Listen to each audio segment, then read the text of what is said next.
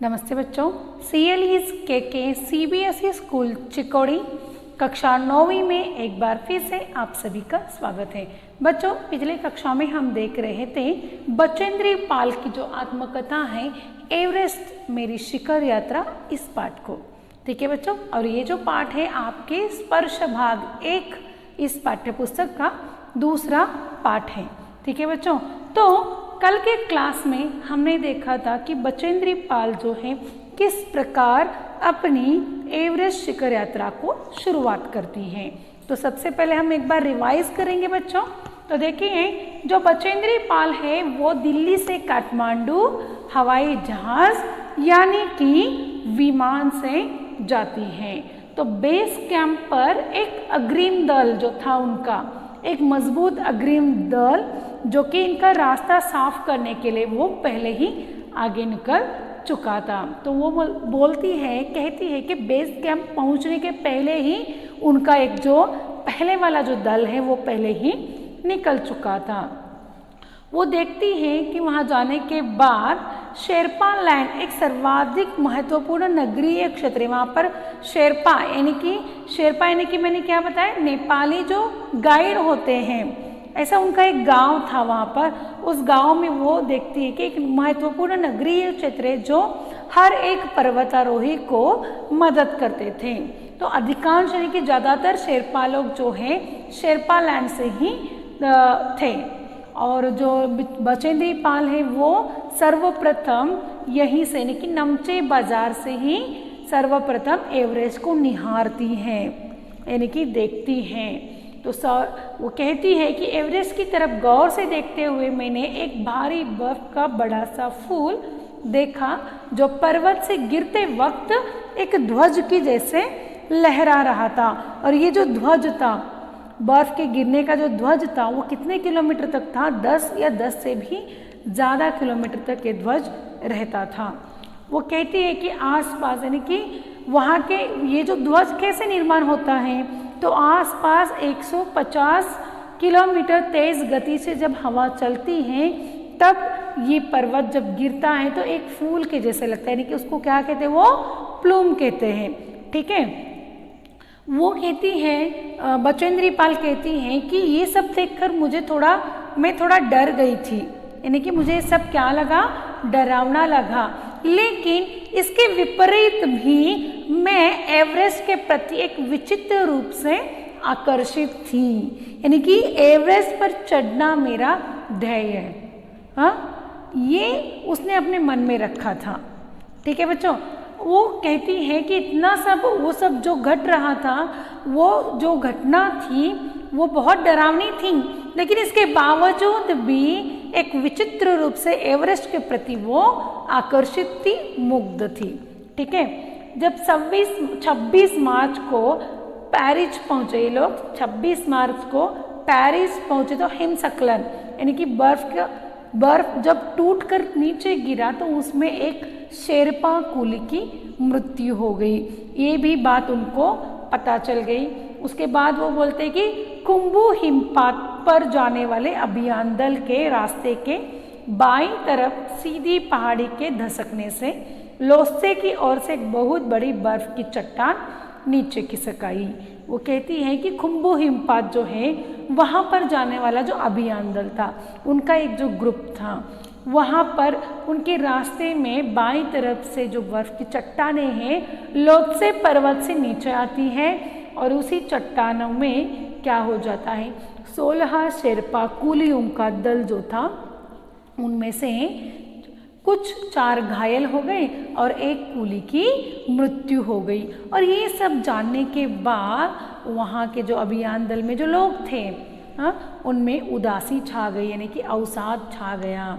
लेकिन इनके उदासी को देखकर कर्नल खुल्लर जो हैं, इन सब उनके कैंप के जो लोग थे वो उन लोगों को उदास देखकर कर्नल खुल्लर ने क्या किया कि एवरेस्ट की जो चढ़ाई है वो महान चढ़ाई है और इस अभियान में मृत्यु भी हमें आ सकती है और इसको हमें क्या करना है, स्वीकार भी करना पड़ता है। ठीक है बच्चों, और ये जो हमारा रास्ता है, कठिनाई हमें यहाँ पर कदम कदम पर मिल सकती हैं। तो हमें बिना घबराए हुए आगे बढ़ना है।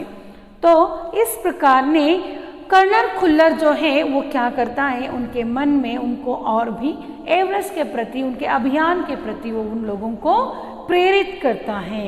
आगे देखिए, उपनेता प्रेमचंद जो अग्रिम दल का नेतृत्व कर रहे थे, 26 मार्च को पेरिस लौट आए। उन्होंने हमारी पहली बड़ी बाधा खुम्बू हिमपात की स्थिति से हमें अवगत कराया। बच्चों, अभी हमने पढ़ा कि जो खुम्बू हिमपात में 16 शेरपा कुलियों जख्मी होते हैं, उनमें से एक की मृत्यु भी होती है और ये बात सुनकर वो सब लोग उदास रहते हैं।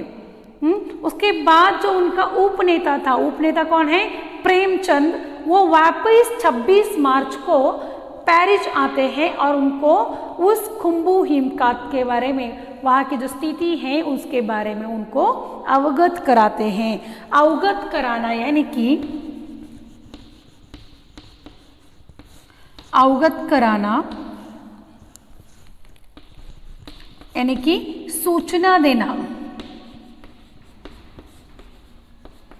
उन्होंने सूचना दी कि जो खुम्बू हिमपात का जो रास्ता है उसे हमने क्या किया है, साफ किया है। उन्होंने कहा कि उनके दल ने कैंप 1 को 6000 मीटर पर जो हिमपात के ठीक ऊपर है, उन्होंने अपना कैंप कहाँ लगाया था, प्रेमचंद जी ने अग्रिम दल के नेता थे, उन्होंने कहाँ लगाया था, 6000 मीटर ऊपर अपना कैंप क्रमांक 1 लगाया था। और जो हिमपात के ऊपरी भाग में है वहाँ तक का जो रास्ता था उन्होंने साफ करवाया था। उन्होंने यह भी बताया कि पुल बनाकर रस्सियां बांधकर तथा झंडियों से रास्ता चिन्हित कर सभी कठिनाइयों का जायजा लिया गया है। जो वो कहते हैं कि जो ऊपर चढ़ने के लिए उन्होंने रस्सियां बांधी हैं, हर एक रास्ता झंडियों से चिन्हित कर दिया है कि हमें कहाँ से जाना है। ठीक है, सभी कठिनाइयों का जायजा उन्होंने लिया था। जो भी कठिनाई आती है वो कठिनाई को देखते चले जा रहे थे। उन्होंने इस पर भी ध्यान दिलाया कि ग्लेशियर बर्फ की नदी है और बर्फ का गिरना अभी जारी है। वो कहते हैं कि जो ग्लेशियर यानी कि बर्फ की नदी, ग्लेशियर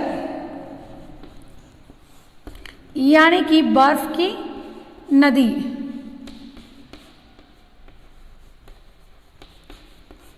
ग्लेशियर यानी कि क्या, बर्फ की नदी। ये ग्लेशियर जो नदी है उसके ऊपर अभी भी क्या चल रहा है, बर्फ का गिरना अभी भी जारी है और हिमपात में अनियमित और अनिश्चित बदलाव के कारण अभी तक के किए गए सभी काम व्यर्थ हो सकते हैं और हमें रास्ता खोलने का काम दोबारा करना पड़ता है। पहले तो वो कहते हैं कि खुम्बू हिमपात तक का रास्ता जो है वो हमने साफ करवाया है, लेकिन और ऊपर जाने के लिए हमने रस्सी बंधवाई है, हर एक रास्ता झंडियों से चिन्हित कर दिया है, हर एक कठिनाइयों का जायजा हमने लिया है। और जो ग्लेशियर जो बर्फ की नदी है, लेकिन ग्लेशियर जो बर्फ की नदी है उसके ऊपर बर्फ का गिरना अभी भी जारी है और इस अनियमित वातावरण से और अनिश्चित बदलाव के कारण हमें कठिनाइयाँ हो सकती हैं और अगर हम ऊपर जाते भी हैं तो वो व्यर्थ हो सकता है और हमें रास्ता खोलने का काम जो है वो दोबारा करना पड़ता है। बेस कैंप में पहुंचने से पहले हमें एक और मृत्यु की खबर मिली। जलवायु अनुकूल न होने के कारण एक रसोई सहायक की मृत्यु हो गई थी। निश्चित रूप से हम आशाजनक स्थिति में नहीं चल रहे थे। देखिए, बेस कैंप में पहुंचने से पहले उनको और एक मृत्यु की खबर आती है, जलवायु अनुकूल न होने के कारण। जलवायु यानी कि मौसम, जलवायु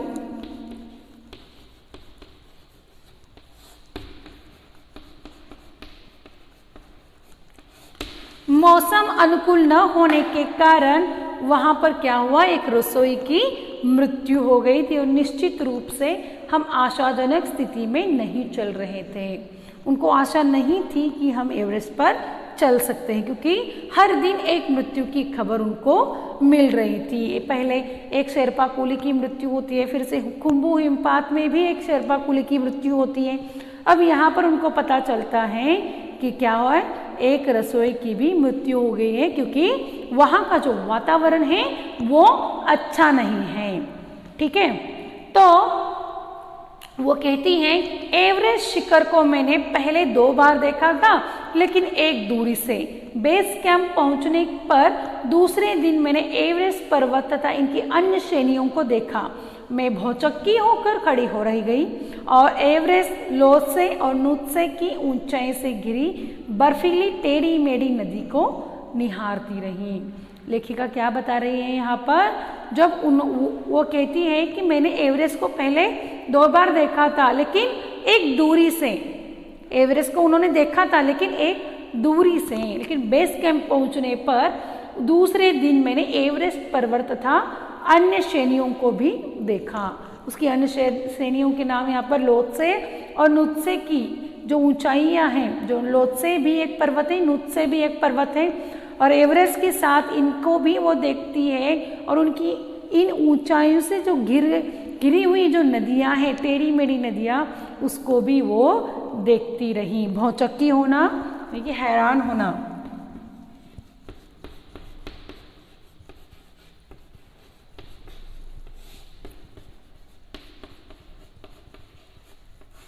हैरान होना। हिमपात अपने आप में एक तरफ बर्फ के खंडों का अव्यवस्थित ढंग से गिरना ही था। हिमपात यानी कि क्या बताएं यहाँ पर, अपने आप में एक तरह से बर्फ के खंडों का अव्यवस्थित ढंग से गिरना। खंड यानी कि टुकड़े, खंड यानी कि क्या बच्चों, टुकड़े।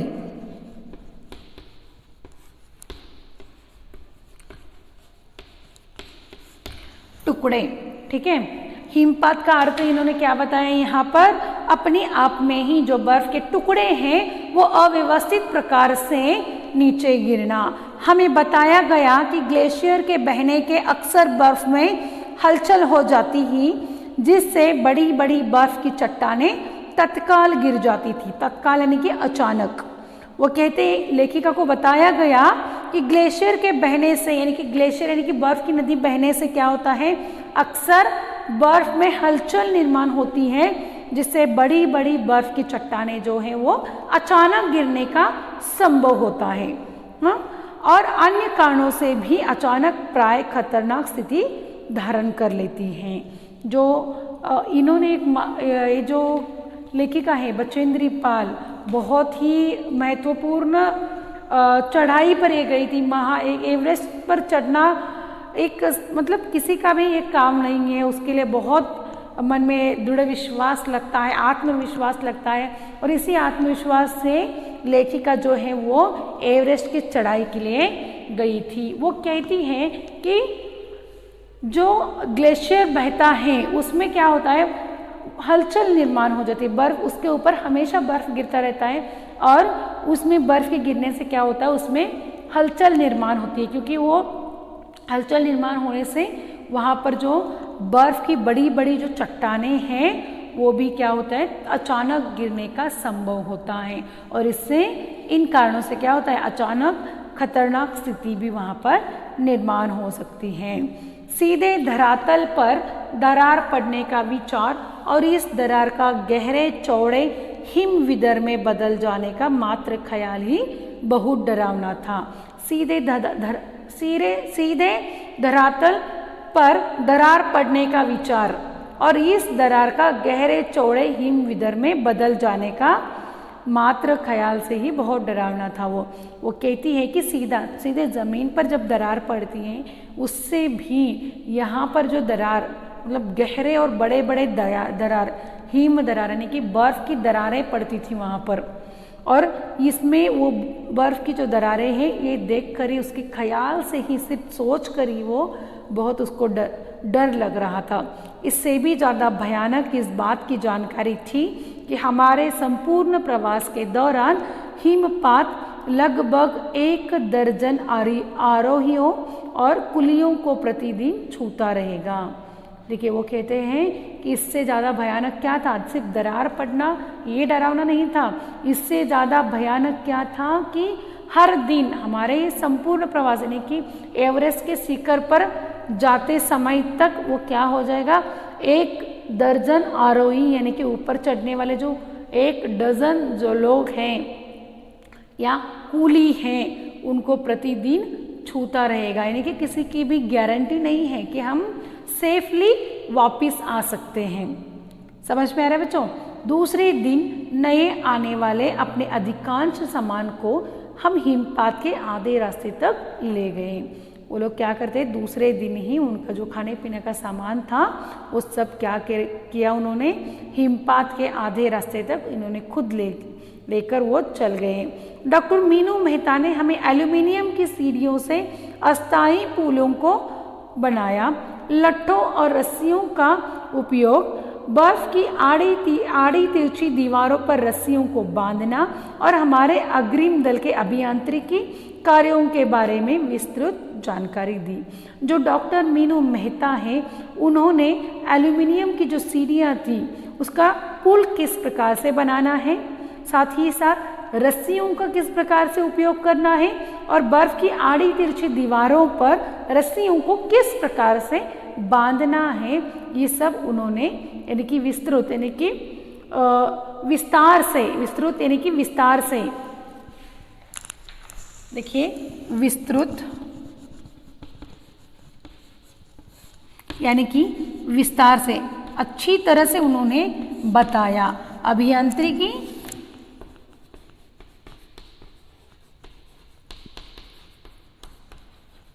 तकनीकी यानी कि टेक्निकली,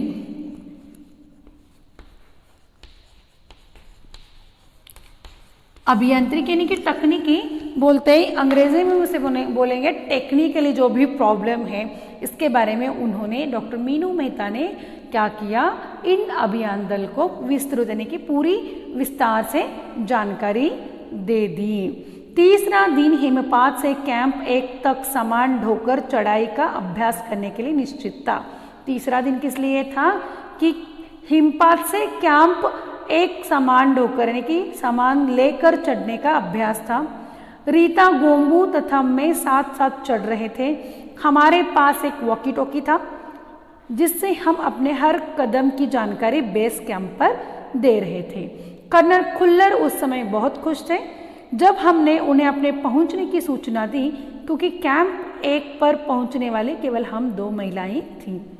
तीसरे दिन क्या होता है देखिए, हिमपात से कैंप 1 तक सामान ढोकर चढ़ाई करने का अभ्यास निश्चित था। वो जो सामान था उनका खाने पीने का, वो सामान लेकर कैंप 1 तक उनको पहुंचना था। और इनके साथ कौन थी, रीता गोम्बू नामक एक स्त्री थी। हमारे पास वॉकी टॉकी था जिससे हम हर कदम की जानकारी बेस कैंप पर दे रहे थे। इनके पास वॉकी टॉकी था और इस वॉकी टॉकी से हर एक जानकारी वो क्या कर रहे थे, बेस कैंप पर जो कर्नल खुल्लर थे उनको वो दे रहे थे। कर्नल खुल्लर भी खुश थे क्योंकि उन्हें क्या सूचना मिली, क्या बचेंद्री पाल ने उनको सूचना दी कि बेस कैंप 1 तक पहुंचने वाली केवल यही 2 महिला थी। सबसे पहले पहुंचने वाले केवल यही 2 महिलाएं थीं। ठीक है बच्चों, ये आशा करती हूँ कि आपको यहाँ तक समझ में आया होगा। एक बार फिर से रिवाइज करें। जो बचेंद्री पाल है अपनी एवरेस्ट शिखर यात्रा को दिल्ली से काठमांडू कहाँ कैसे जाती है, हवाई जहाज से जाती है। और उनके मदद में उनके अभियान दल में कर्नल खुल्लर, प्रेमचंद जैसे नेता थे जिन्होंने इनकी बहुत सारी मदद की। और वो कहती है कि किस प्रकार से आगे बहुत सुंदर है बच्चों, किस प्रकार से वो एवरेस्ट की यात्रा का सफ़र कर रही थी, कितने सारे कठिनाइयों से जूझकर वो आगे बढ़ रही थी। इसका बहुत सुंदर चित्रण इस पाठ में दिया गया है। आगे भी हम पढ़ेंगे बच्चों। आज के लिए हम यहीं पर समाप्त करते हैं। धन्यवाद।